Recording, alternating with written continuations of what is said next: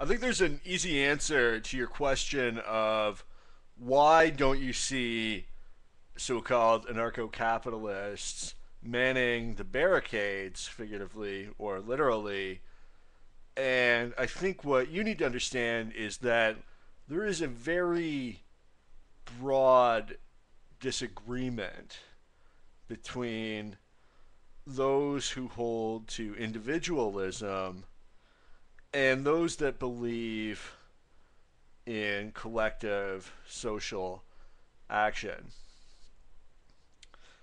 But I do think that you unintentionally obfuscate the issue by claiming that individualists are opposed to collective action per se. I think you're running the danger here of painting with too broad a brush per se, because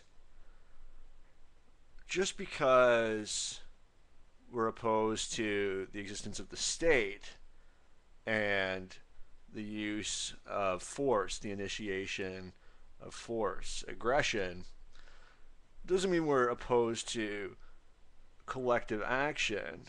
Indeed, at the heart of individualism is a broad appreciation for collective action when it's undertaken through voluntary actors.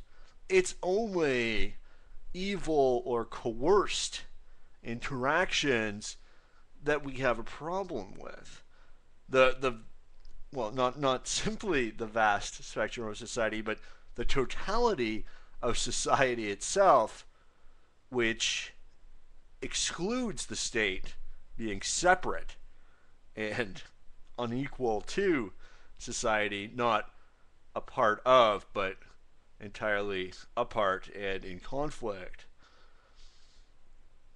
The totality of society minus criminal acts, criminal being narrowly defined as aggression against individuals or their property, theft, fraud, violence. And it's important to understand that fraud is commonplace amongst state actors. We are routinely deceived for the profit of politicians' special interests.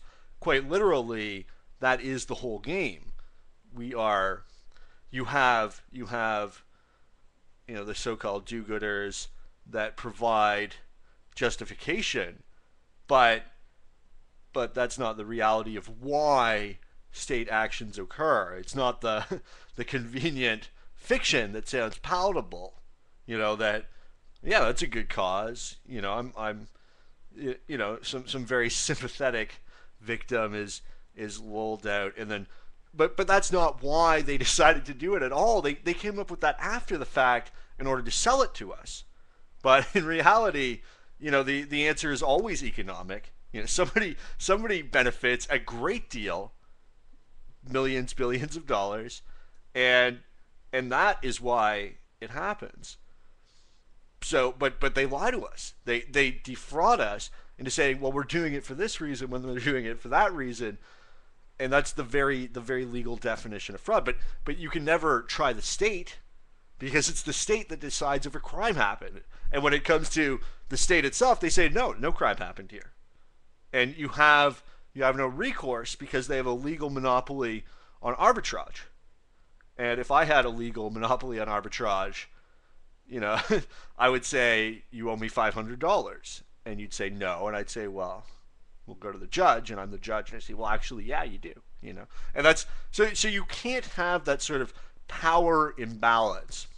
And here's where I hold with libertarian socialists or left-wing anarchists like Noam Chomsky, who say that every exercise of authority needs to be justified. So their example of government, of a legitimate exercise of violence, of force, is if a child is about to run into the street and an adult, uses violence to pull them back, that is that is a use of authority that's clearly justifiable. So every use of authority must be justified. But in today's society, it's the complete opposite. There's authority, and you must bow down to it, and they don't need to justify it. It's the assumption is that because it's there, the authority is justified.